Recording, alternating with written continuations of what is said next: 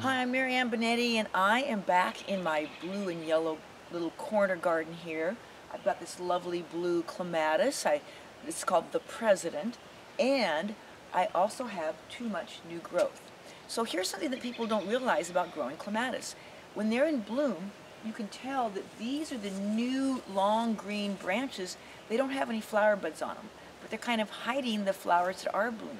So it's quite all right in early summer to go ahead and I just prune off these excess.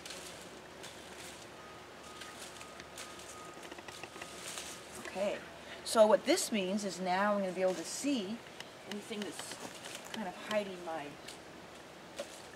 there you go.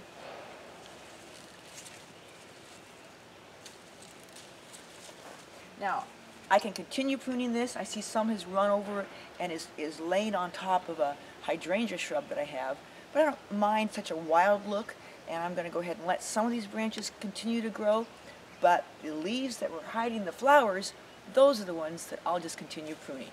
Hopefully you can use this trick to allow more people to see your beautiful clematis in your garden. This has been Mary Ann Benetti with Easy Answers for Great Gardens.